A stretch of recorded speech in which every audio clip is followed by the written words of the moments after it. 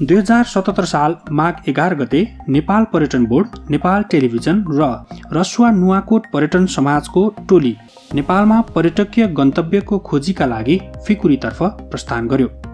नुवाकोट रसुवा जिल्लाको सिमानामा पर्ने यो क्षेत्र पदयात्राका लागि नजिकैको गन्तव्य भए पनि ओझेलमा परेको भन्दै यो टोली अवसरको खोजीमा निस्केको थियो। करिब 5 दिनको पदयात्रा तय गरेर हामी त्यसतर्फ प्रस्थान गरेका थियौँ। जब नुवाकोटको किस्पाङ गाउँपालिकाबाट हामीले पदयात्रा सुरु गर्यौँ, बाटोमा भारी हिमपात सुरु भयो। कतिपय साथीहरू जोखिम उठाउन नसक्ने भन्दै आधी बाटोबाटै फर्कन थाल्नुभयो। करिब 10 घण्टाको भारी हिउँमाथिको पैदल हिँडेर हामी करिब 3400 मिटरको उचाइमा साँझको 6 बजे पुग्यौँ। यो नुवाकोट जिल्लाको एकदम सबैभन्दा टप ठाउँ हो यो। अहिले मौसम त एकदम चिसो छ, तर तपाईँहरूको आगमनले चाहिँ माहौल चाहिँ एकदमै तातिरहेको अवस्था।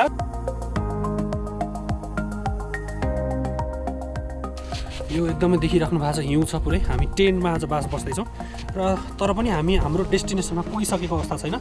भोलि बिहान 5 बजे यहाँबाट जाँदैछौँ। अहिलेको हाम्रो बास चाहिँ यो टेन्टमा हुँदैछ। हिउँ छ तल पुरै, तर पनि अब सुत्नै पर्यो,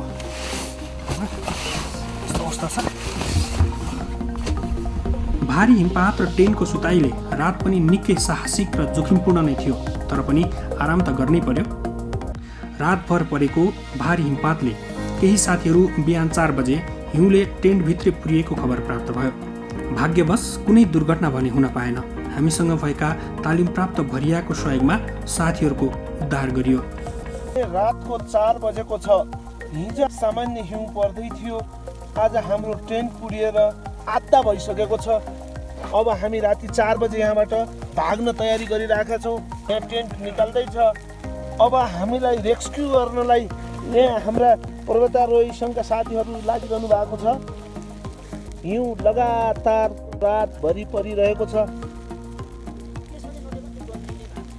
अब हामीले यहाँ कुनै काम गर्न सक्ने अवस्था पनि छैन। टेन्ट पुरिसकेको छ, एउटा भेरीगोठ मात्र बाँकी छ। अब हाम्रा लागि उपाय भनेको त्यही भेरीगोठको आश्रय लिनु मात्रै छ। भर्खरै हाम्रो ढोकानेर आइपुग्नु भएको छ। हाम्रो ढोकाबाट निस्किन सक्ने अवस्था पनि रहेन।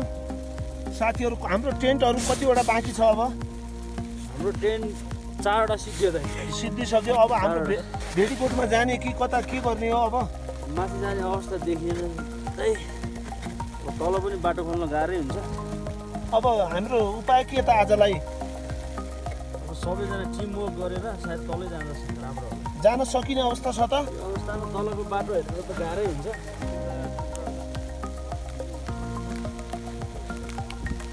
अहिले रातको 4 बजेर 15 मिनट गएको छ। हाम्रो टेन्ट ढल्यो। म चाहिँ टेन्टबाट निस्केर भेडीगोठमा जाँदैछु। यहाँ साथीहरूले रेस्क्यु गर्ने क्रम जारी छ। आज हामी असाध्यै यो हिउँमा फँसेका छौँ। जिन्दगीको अन्तिम क्षण हो कि जस्तो पनि भइरहेछ। जाउँ।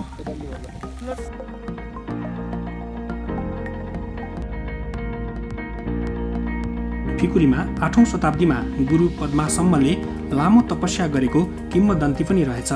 दुई धर्मको सङ्गम स्थलको रूपमा परिचित फिकुरीले आफ्नै धार्मिक महत्त्व बोकेको छ। अनुकूल मौसममा फिकुरीबाट नजिकैका हिमालहरू प्रष्ट देखिन सक्छन्। भारी हिमपातका बीच अल्मलिएका हामी हिँड्ने तर्खर गर्दैछौँ।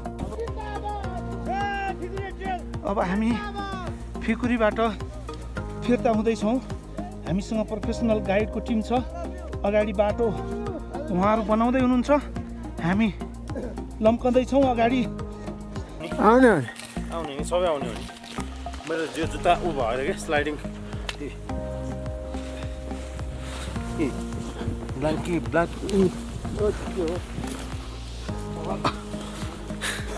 त्यो हिल हो, हिल टेकेर हो।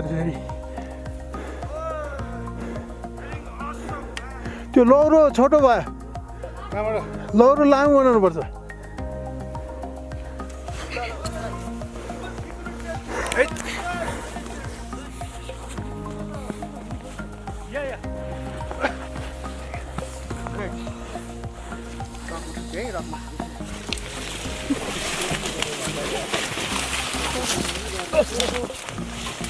खिच्दै छ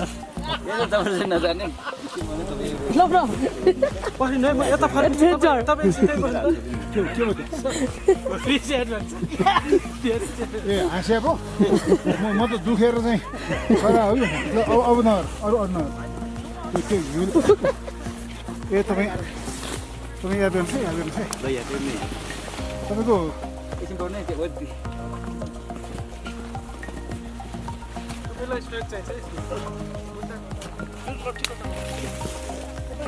ल त्योभन्दा बढी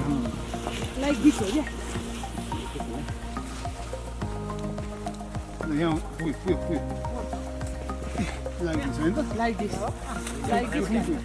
Like this.